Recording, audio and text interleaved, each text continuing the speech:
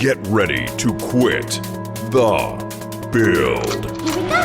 The QTB crew is rounding up all the gaming news and hot topics of the week with a little extra something. And here are your hosts, Bruno, Brad, and Nick. What it do? You're listening to the QTB podcast. I'm your host, Bruno, and with me are the boys of QTB, our co-hosts, Nick and Brad. What is going on? Welcome to episode number 88, and I'm going to tell you a lot to talk about today. You know, it has just been breaking news after breaking news. You know, one person says, I'm going to buy this. The other person says, I'm going to buy that. And before you know it, we got ourselves a good old-fashioned bidding war for a lot of the biggest companies. Of course, I'm talking about the acquisition of Bungie by Sony, right, Brad? I mean, 2022 is starting off to be the year of the game. I mean, the year of the acquisition. Oh, yeah. I can't believe it. And quick shout out to all our international gamers. Happy Chinese New Year. I hope you're celebrating, have a good time. And yeah, we got a lot to talk about. Let's get into it. Yeah, no kidding. And we're going to get into a little bit later, of course, some of the other stuff going on in the gaming world. Because, you know, honestly, and I was just thinking about this, we have talked about so many just massive stories in the beginning of the year that we really just haven't talked about just video games. You know what I mean? It's been business, and speculation, you know. Video game business. Well, business, I mean, that's what keeps the lights on, right? I mean, you know, just like our Patreon supporters out there that help us with patreon.com/quitthebuild to help us keep the lights on and the website running and everything. You know, you got to have these acquisitions and these moments where somebody's going to step in and say, hey, we got the dollars. We got the ducats, right? Let's do it. The ducats. We've got the ducats. Yes. We do, yeah. That's a term. Are you channeling your Sea of Thieves character there, Bruno, or something? You know, doubloons. I've got the doubloons to carry it on. we just watched Fanboys the other night on the Gotta Watch podcast. Which, if you're not listening to that, you're missing out. Man, what is it? Just plug after plug. I mean, the king of Segway is here. He's here all day. But yeah, we're gonna be. Going to be doing some more Good Boys, Dem Boys month on Gotta Watch. So all the boys, we're having lots of fun with that, and video games in general, especially when something like this comes out, when you've got these big acquisitions and big headlines in the news already. I mean, it's only the beginning of February, which, by the way, happy birthday, Nick. I know that we are recording this on Nick's birthday, although the published podcast will be the day after. But if you're watching right now, be sure to give Nick a happy birthday there. There you go. Yeah, that's fantastic. Thanks, man. It's hard to believe. 34 years. I don't want to say. Should I say that number? Well, you already share said that information. You did it. We didn't. Yeah. Terry's saying, get those ducats. That's right. I think I just learned a new word today. A new word today. Yeah. Again, good. Big shout out to you, Nick. Happy birthday from my end as well. Hope you've had a wonderful day celebrating. And what a way to cap it off by recording another jam-packed episode of Quit the Build. Yeah, buddy. And we have got so much to get to, so let's just jump right into it. Our first story coming, directly from Sony themselves, and that's going to be what we're talking about here, that Bungie has been acquired by Sony Interactive Entertainment, and this is their own press release. This story coming in hot just a day or so ago. So, you know, they're saying, hey, we believe games have limitless potential, and that to do anything worthwhile in entertainment, we must bet big on our vision, on our studio, and our incredible team of trusted creators. And so they have decided to basically get acquired by Sony Interactive. This is a very interesting story because, you know, the question on everybody's mind, of course, after the big Activision Blizzard deal was what in the world is going on with Sony's side? Do they have an answer to it? The thing that we have to realize is that there's a lot more inside baseball to all of these deals than any of us are going to realize. And these things are negotiated so far in advance. I do think that Activision Blizzard intentionally put out that news and Microsoft put out that news way before the deal closes, right? That's not going to close until 2023, because I think they knew that this news was on the way and they wanted to get ahead of the news cycle and say, oh, we can do it better. Yeah. But I mean, this is definitely a big deal, and we shouldn't be sleeping on this, right, Bruno? No, not at all. I think that this is obviously a very predictable acquisition, as it were. I mean, PlayStation fans aren't really going to be getting anything new out of this, and Microsoft Xbox fans aren't really going to be losing anything out of this. So I'm not really sold on in terms of, like, you know, why this was such a pivotal move for them, because I don't know that Destiny is worth $3.6 billion. Like, I mean, looking back at the original release of Destiny, being that it was published by Activision, right? You know, where does that fall in the category of where, you know, who owns Destiny 1 today, right? Is it still owned by Bungie, or does Activision technically have the rights to that? And so for them to really narrow it down and say, you know, we're putting all the eggs in the Destiny basket, it just seems really, really weird for me. I mean, obviously, you know, they're already part of that PlayStation ecosystem, so it's not like it's this huge jump or anything. But at the same time, there are a lot of other studios out there that would be much more beneficial for Sony in this type of scenario. Brad, don't you agree, or do you think it's a good move from Sony? Well, you have to look at it from two different perspectives, right? If I'm going to put on my like gamer lens versus my business lens, my gamer lens, I feel like, to Nick's point, if Microsoft and Activision were strategic in getting their announcement out first, they accomplished that goal of making this seem very underwhelming to the average gamer, right? This just feels like a kind of like a punt of a response, right? Like, just kind of like punting for now, trying to get something out there that seems like they're doing something that seems like a counter, but it doesn't. I mean, even look at, it just doesn't seem like you said, Bruno, there's a lot that PlayStation folks are gaining and what Xbox folks are losing, right? Yeah. But if I look at this from more of a business standpoint, if you look at the sheer size of the Activision deal, granted, that's probably, we talked about how they potentially overpaid, right? I think they paid $95 a share, and even after the news broke and we saw that 25% increase, the Activision shares were still sitting in the mid-80s. So Microsoft was definitely paying a premium. To me, this could be seen as a bargain, maybe. I don't know, like $3.6 billion seems like pocket change compared to what that $68.7 billion for Activision Blizzard. Like, you got to wonder, if you are putting your eggs in one basket, the fact that you're only spending $3.6 billion to get that means that you've got more money to spend in putting into the development and making it what you're saying it's going to be. So, true. I think the jury may still be point. Yeah, the jury may still be out. I think initially it seems underwhelming, but if that's what they're saying they're going to do and put all their eggs in one basket with Destiny, and they're talking about hiring and putting a lot of investment into this, then I expect all that additional money that didn't go into a large acquisition is going to go into in-house development and growth. It's a very interesting acquisition because the news is already coming out that this isn't going to play out likely the same way that the Activision Blizzard acquisition is going to. We have another story here from Games Radar, basically breaking down that Destiny 2 and future Bungie games are going to stay cross-platform after the Sony purchase. I don't think anybody's surprised by that with the Destiny side of things, right?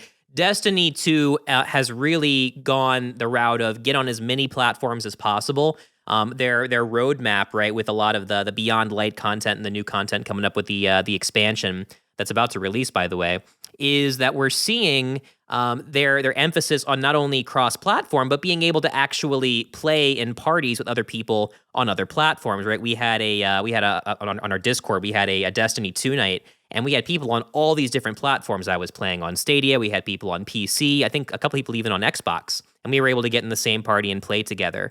That's a very important part of their strategy, is to get that game out to as many people as possible, because that base Destiny 2 game is free to play. That's an important part of how they get people into their ecosystem and ultimately making those Eververse purchases and even buying those add-on packages. So the question becomes, Nick, go ahead. I don't want to interrupt you, but doesn't that seem kind of counterintuitive to Sony's strategy with exclusive IPs and things like that? To me, that seems like a complete 180 from what their stance has been all along. So like, what do you think? Why now? Why Destiny? Why what does that bring? Like, how does that diversify Sony from their foundation and who they are? Like, what is that saying about them? I think what we're seeing here is it's a long-term play that we don't really know the details, right? You know, we aren't a part of these meetings, and I can guarantee you that for an acquisition this large, if they're not going to get the exclusive rights to Destiny, then there's got to be a bigger motive, right? They've probably tipped their hat to, hey, here's the IPs that we're working on in the future. We know that Bungie does have plans to release some kind of new IP here at some point.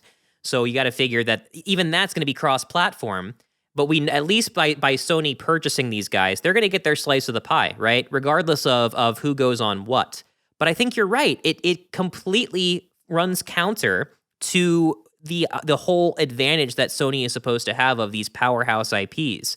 So if their goal in acquiring these AAA studios is not to have the games be on their platform and only on their platform, yeah, I think there's more to it. And I believe there was a statement from Jim Ryan or someone pretty high up at PlayStation saying that, you know, they're thinking beyond the console. So I think there is a 5-year, 10-year play here that we're not going to quite see come to fruition. Because, and here's the thing, I'm looking in the comments, the people talking about it online. So many people are misinformed, like I was. I've said it before on the podcast, and Bruno's had to correct me, that, you know, Bungie isn't a part of Halo anymore, right? No. And I think that's left a lot of Halo fans and Xbox fans kind of jaded, right, Bruno? Definitely for me, just the way in which Bungie exited the Xbox ecosystem, I think was really hurtful to the fans that made them, you know, popular. They essentially, Bungie made Halo 1, Halo 2. They had made some games prior to that, but they weren't really anything huge, anything groundbreaking. And Microsoft approaches them and says, hey, you know, we'd love for you to make Halo. They end up making Halo. Microsoft ends up acquiring Bungie and the entire studio, and then they start making Halo 2, Halo 3, ODST, great games in the franchise.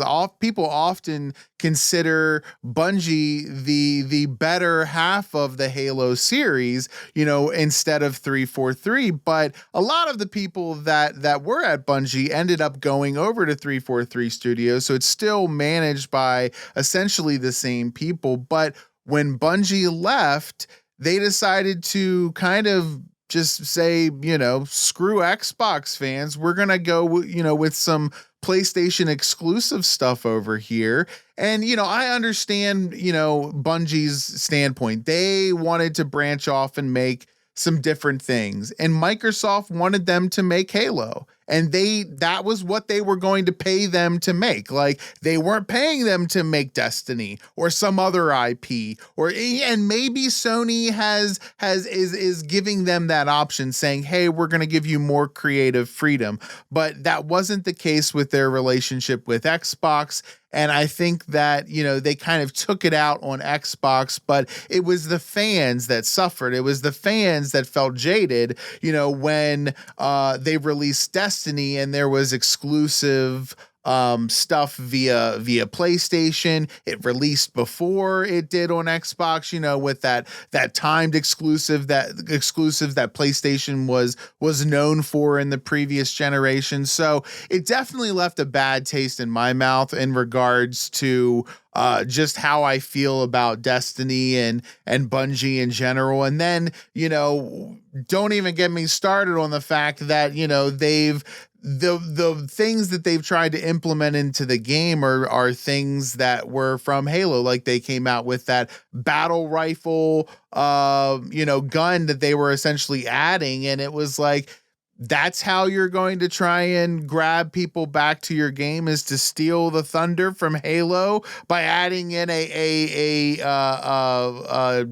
cheap battle rifle version. Like, come on, I see right through that. Right. And I think we have a good comment here going to some of our viewer comments. Tommy stating, Halo and Bungie is the reason Xbox survived to be around today. Is this not just a massive diss by Sony? And he's saying, hey, Bungie, they've got it greater than 343. Yeah, I mean, and that's one way to look at it. It's, I think that there's an important part to understand Bungie's legacy. And I think you're right, Bruno. It is interesting how they decided with that anniversary thing to be like, oh, it's Halo, but it's not Halo. Yeah. And maybe it is in a way kind of a diss by Sony. The way they're throwing around money. Like I said, we know that this upcoming expansion for Destiny, I think it came out too late with the news breaking for them to be like, oh, you can play it first on PlayStation. I do think that's coming again. I think that's going to happen with Destiny content. That has happened in the past with Destiny content of exclusive maps and timed exclusivity. Yeah. And they're not afraid to swing that hammer. So I think we will see that going forward. And that's, I think, why, Xbox fans in general, like myself, kind of feel jaded about that, right? Like, sure, you can argue all day, like, who's done a better job in terms of delivering better Halo games. Was it Bungie or 343? Arguably, I think Halo Infinite is one of the strongest entries into the Halo universe right now, done by 343. But it's not without its faults. And going back to the early days of Halo 2 and Halo 3, games were much simpler then, and they released a very polished experience from the ground up that you could go in and play co-op right from the beginning. So we've moved past this one and done type of gaming scenario where you buy a completed product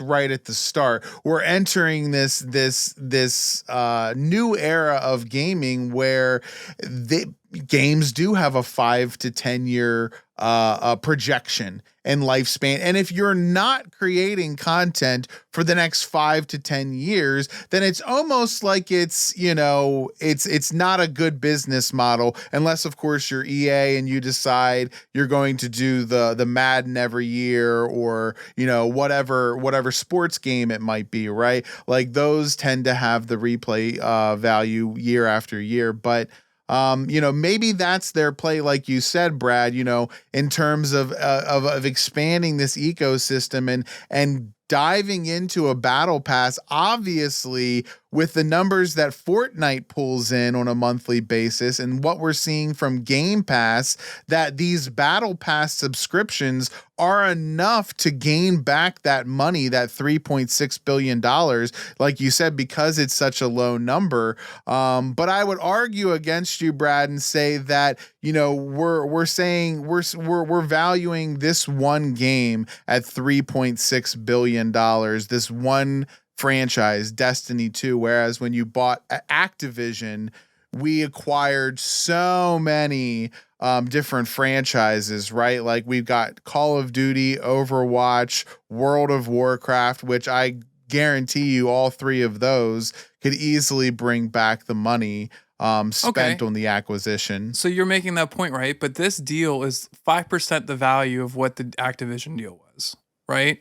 So if you really think about that, break that down by percentage then of the Activision Blizzard deal, how much of each one of those other games would be worth part of that deal, right? So I look at it this way. That's a huge catalog of games that you have to go through, right? It's not just one Call of Duty game, it's several. I understand, but they paid a premium, right? I'm flipping the script here. Think about it this way. Sony went with the safe play here, and I think it's the right strategy. I'm trying to try to flip it around and look at it from their end. People were yearning for them to make a move. There was a lot of risk in overspending for another company that maybe they didn't have as much familiarity with, that could really look at like a bust deal 5-10 years down the line because it just flops, right?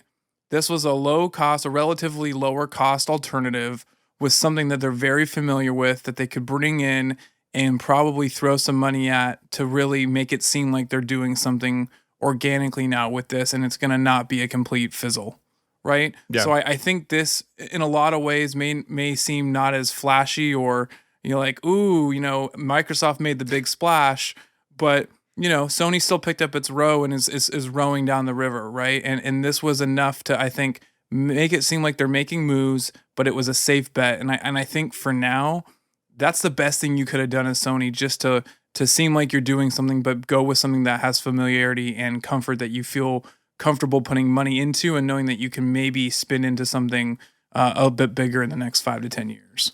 Totally.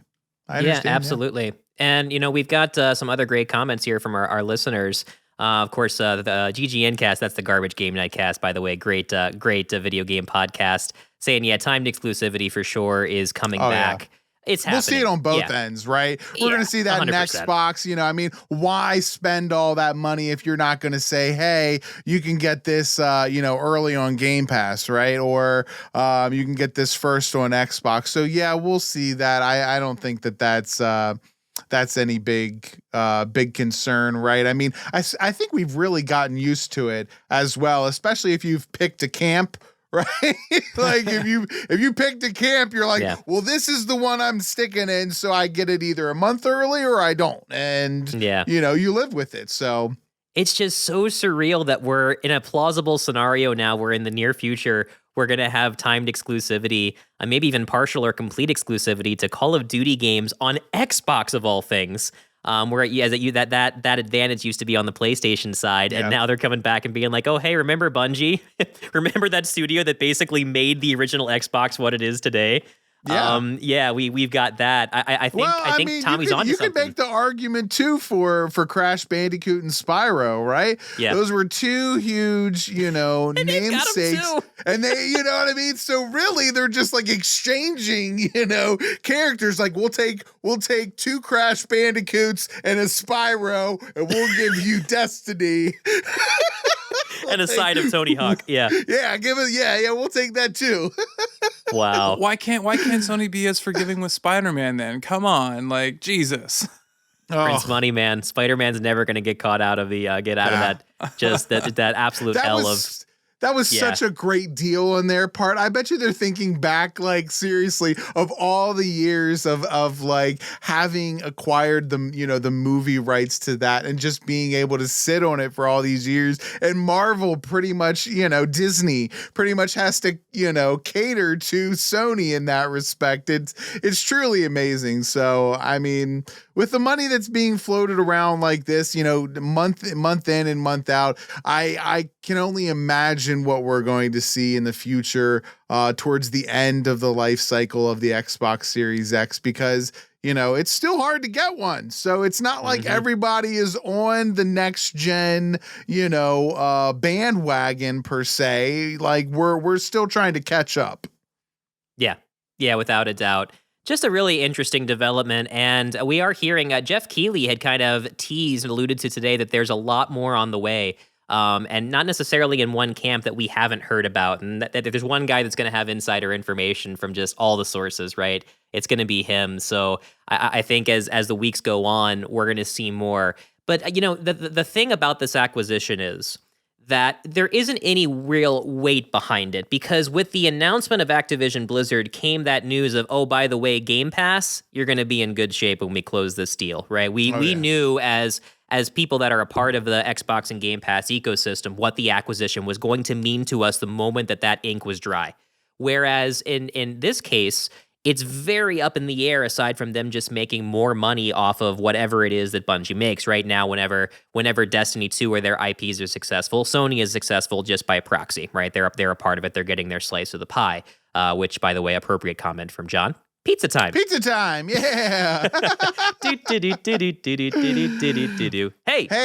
wait a minute. I got something for you just for that. Pizza time. Oh, man. Sewers surfing. that the best level in that game was sewer surfing. If you weren't jamming to sewer surfing, man, shoot. I just wish you could listen to the soundtrack back in the days, right? Just roll that, because that was the only reason I was playing the arcade game, man. I mean, it was a fun arcade game, but that soundtrack was something else. Loved it. But yeah, it's such a wild a new frontier, really. I think that with this console generation of just what's the next big story going to be. It's so great to be kind of in our space right now and getting to cover this, because there's a new surprise, a new twist, and that 2 weeks, 3 weeks, a month from now, there's probably going to be more of these big stories, these big acquisitions that are going to change. Nintendo acquires, I don't know, something. Oh man, that would be the twist. What could they acquire that could I don't really... know. Everything else. Nintendo gets it all. Nintendo gets Sackboy. Little Big Planet is back, Sony. baby. Yeah. Oh man, he didn't get in Smash, but yeah, we'll buy him anyway. That's funny. Oh gosh. Well, guys, a great conversation as always. Thanks so much for your comments on that. And yeah, stay tuned, because as more of this develops, we're going to be right here talking about it. You may have seen on our YouTube page, we have actually started doing live react videos. So one of our big things are new for 22 is our reaction series. So whenever there's a big trailer, or if we can make it for a live event, we'll do it live as it's happening. That we'll be talking about just all the really cool stuff that's happening in the gaming space, and you can see our genuine reactions, right? We just did one for the Halo TV series, right? The extended trailer that came out. Oh yeah, that was a lot of fun. We had a blast. We had Terry in here and Justin as well. So check it out at youtube.com/quitthebuild if you're not already subscribed. There is going to be quite a bit of content coming through there in the coming months that you are not going to see on any other platform in its entirety. And speaking of content, my goodness, my gosh, we got to talk about Patreon. You know what it is. Hey! You know what it is. So patreon.com/quitthebuild has got all of your bonus content. If you want to support the QTB network, being a part of our Patreon is the best way to do it, because it's going to give you access to so much extra content and just really helps us fund this programming and the stuff that you're seeing. It ain't free, I'm going to tell you that much. And of course, thanks as always to our supporters like Nick at the Capture Productions, The Dudist Monk, Indie Gamiacs, Alan Abadessa, Mr. Grove Games, and our newest QTB Plus subscriber, the Intergalactic Pinecone Podcast. A big shout out to our good friend Morgan from over there.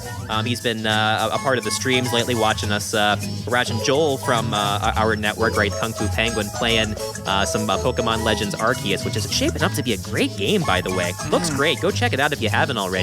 And watch Joel stream it there at Kung Fu Penguin. But if you join us here for just $5 a month, you too can get a shout out each and every episode. And we've got so much great content. 2 Nostalgia Vault episodes dropped just in January alone. We did an episode on PBS Kids shows and an episode on infomercials. Guys, you are not going to want to miss that one. If you remember Head On, apply directly to the forehead. Yeah. The Wii Shop channel is where it's at. Pull out your wallet, kids. Right? Because that's I want all the things from all the infomercials. That's why, when you used to go to the mall and you'd go around and there'd be like 2 Foot Lockers in the mall, and then that As Seen on TV store. Yeah. That's where the third Foot Locker was, but they shut that one down because I don't know why we needed a Foot Locker at both ends. Well, I don't know. We had one at the end, one at the other end, and then one right in the middle, just because they didn't want people to have to walk to get shoes. I don't know. Oh, gotcha. Know. Okay. Yeah, that makes something sense. like that. Yeah. You don't want to. Fantastic stuff. Well, yeah, thanks as always to our Patreon supporters. And there you go. Mr. Grove Games said it himself. Patreon's where it's at. The exclusive content rocks. Again, that is patreon.com/quitthebuild. The link is in the show notes, which if you're watching live, there are no show notes. I guess you'll have to just type that in yourself.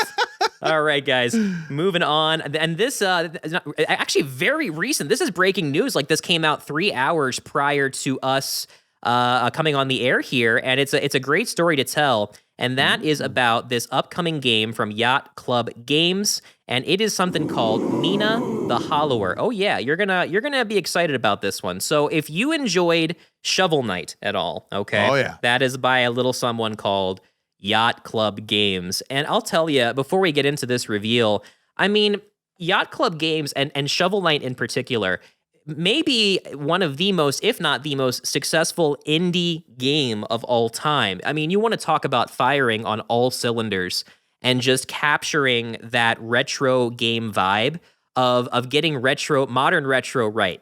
You know, they've got the chip tunes down, they've got the gameplay down. You really can't get a tighter platformer than Shovel Knight right now. One of the greats for me, right up there with Mega Man, and that's saying something for me. So for them to finally be releasing another game, and there was another game that came out in between this called Cyber Shadow. But this game is looking fantastic. Were you guys Shovel Knight players? I mean, it's still a big thing, right? Right, Bruno? I would say so. I mean, I enjoyed Shovel Knight from, whenever I played it, and it's one of those games that you pick up and it feels so familiar. It's got this, and it just brings back nostalgia, but it's new. It's got the new mechanics that just make it flashy, and I love these types of games. I love the games that embrace old 8-bit or 16-bit technology, whatever it may be, just the pixelated art. And then, who doesn't like a slash 'em beat 'em up game, right? They're so popular. I remember, it's been a while since we've had a really, really good one, something like Castle Crashers, right? I mean, that was a big one for everyone, I think. And so this is definitely, obviously, what people are looking for in that indie game or small experience game realm. And I guarantee you, by the time we you're listening to this tomorrow in the car or whatever, the game's already been 100%, 100% funded on Kickstarter. Like, I think it's at what did you say, 75% now? Oh, they're just rolling it. Nuts. So the announcement for this game, and it's called Mina the Hollower. It was announced just a few hours prior to us recording here, and the Kickstarter went live alongside it. And it is already at 267,000 out of a goal of 311,000. So $250,000 in the bank, about 80% funded. And it's barely past hour one. Forget day one. Yeah. This game is going to get funded. It will be funded. It will be funded. Go check it out right now. You can see it on Kickstarter. And are there any really good clips or anything, or not clips? Are there any good perks that you can get for buying this early, Nick? Or is it what do they got on there? It's pretty much your standard fare, right? You're going to get the early digital copy. That's usually one of the biggest perks of subscribing to something like this early on, is you get your name in the credits right at the very end when they show all the backers and kind of extra stuff. So I mean, they don't need to really go all out with really giving you something special like a lot of these smaller companies do to really get you invested in what they're doing, because they've already got the product. And I'll tell you, this product, I mean, guys, this game looks freaking fantastic. So this game is called Mina the Hollower, and it is basically kind of a throwback to the days of the Legend of Zelda Link's Awakening for the Game Boy. Little top-down adventure game. Ever heard of it? Yeah. And so... this game is, it looks fantastic. And even it kind of has some Castlevania elements that I'm seeing with the way that the character, this cute little mouse character, gets even the way he items. shuffles across the screen looks like Link. I was going to say, we get so immersed in the future of games and how what's next. Is every game going to be adopting the Battle Royale concept or a battle pass and seasons and things? Sometimes you just need one of these games that gives you that retro vibe with some of the modern technology to really just have a banger you can pick up and play when you want to, right? And there's no competition. It's just you in the game and playing level by level, and you can get lost for hours in this. And this looks like one of those where you're just going to have a blast progressing through the levels and enjoying some of, like you said, Bruno, 8-bit or 16-bit, feel and vibe, and they just play and handle differently. It's going to give you that scratch of nostalgia. Like, I'm looking forward to this. This looks awesome. This is going to be a must play. Absolutely. Whether or not you're into retro games or not. And the thing I want to point out is, one of the things that really made Shovel Knight relevant long past when the initial game came out is the support they put into that, Brad. You're right. We always talk about live service games, and it's great to have these alternatives where it's just, this is an all, day one, you get everything. But Shovel Knight, you didn't get everything. You got a full-fledged campaign right from the get-go for Shovel Knight. But over the years, they continued to put out a stupid amount of content. So you got the Plague Knight campaign, which was completely different. You played as one of the villains, had its own story. It was all set up differently. You ultimately fought the same people, and it went through similar stages, but the music was remixed.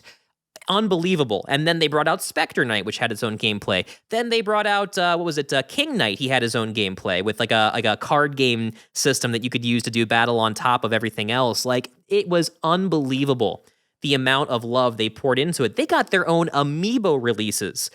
You know how many people get amiibo releases besides Nintendo games? That's saying something. Yep. Yeah, really. Definitely. It definitely cemented itself in the echelon of pixel games and indie games, right? And I like what Terry said. He said in the YouTube chat there, this game looks incredible.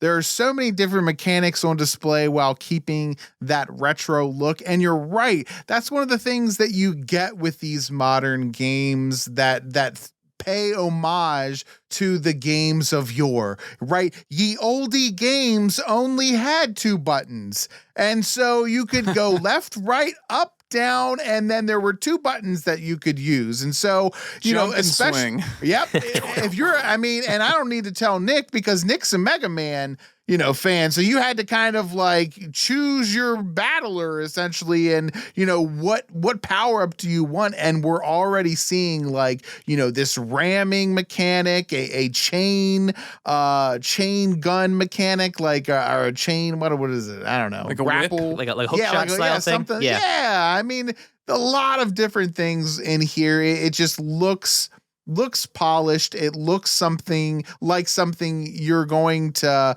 want to play immediately, and you're going to have a fun time doing it, right? With those advanced controls and mechanics, it's just going to be a great time. Yacht Club Games, say that 10 times fast.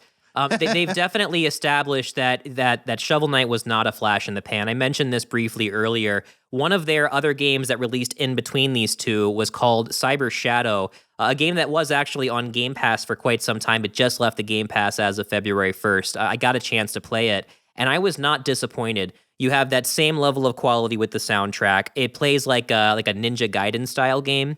That it is just a blast. It's well executed. The platforming controls are tight. Like I said, these guys have the art of the retro modern game down to such a science, and they had it from day one with Shovel Knight. And that game got so much exposure. I remember playing it on my 3DS when I had one. I played it on my Switch. I played it on I own it on a lot of consoles, and I never regret that purchase when I see it go on sale. I'm like, my God, yeah, please take my money again. Because they've just done such a great job with really showing their passion for and their expertise in the genres that they get involved with. So that is one that I would say, even though it just left Game Pass, maybe if you're outside that ecosystem, I'd still say pick up the game. It plays great. And you want to support these guys, but it's so cool to see a Kickstarter that may fund while we're recording. It may get over the threshold. I was watching the ticker in the background. I'm just going, we should just live stream that, watch that go up. Could we be the one that puts it over the top? Yeah, you'll hear it here first. That's right. Funny. We made it fully funded. Yeah, we may help them get there. That's right, without them realizing it. We did it. It was no thanks to anyone else. There you go. No one else. That's right. Yeah, but even after we aired it, 269,000. So they've raised a couple thousand more since the last time we've checked. It's just, it is something. And doesn't that speak to what your point is, Nick, about them having this following, right? Their games are consistent. So there is a fan base out there who is itching for this game and is willing to see this insane exponential growth in this Kickstarter so fast. So it proves your point, right? It validates that there is that fan base out there. So I'm excited to see, and it's crazy to see how quickly the Kickstarter is growing. And the game, our audience, all of us, we've hit it on the head. This game looks fantastic. So, I feel like there's almost Captain America vibes with that shield hit. You know what I mean? Oh, definitely.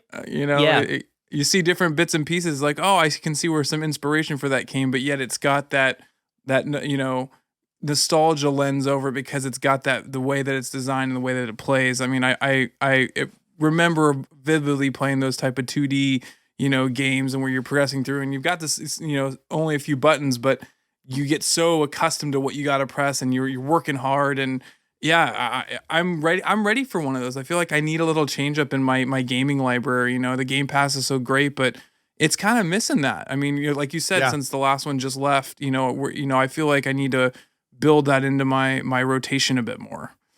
Yeah, the Game Pass does a good job of bringing in a lot of platformers or just smaller games that you kind of have to go in and really see for yourself to actually remind yourself, hey, there's a great back catalog of games that won't be there forever. And hey, a great way to do that is our friends over at the 1 Hour, 1 Decision podcast because their system is great, right? They use the Surprise Me button that they have on the website that will randomly select a Game Pass game and they stick with it. Whatever it lands on, for better or for worse, they'll play it. And so they do end up on those more obscure titles that kind of fall by the wayside when those big AAA releases on day one on Game Pass steal the spotlight. So hey, great shout out for them. And I guess while we're at it, a great shout out for our website, and that's going to be quitthebuild.com. Guys, we have so much amazing content waiting for you at quitthebuild.com. You're going to say wow every time. Let me put it to you that way, We've got our amazing blog. We just put out a new article. I got a chance to play the kind of Celeste-like platformer. It's called Velocity Noodle. So definitely check that out if you're into indie games at all. And of course, Bruno, your amazing article on how much you spent on video games in 2021. And even Brad's article on the top 7 Fortnite skins that nobody uses. Maybe you own one, guys. Our blog is such a great way to get all sorts of varied content, and checking it out definitely helps us out, so please do. And Terry said earlier, I got to throw it back to, it's a PBS-style fundraiser. It is. For Yacht Club Games. You're right. GGN said I could use a tote bag.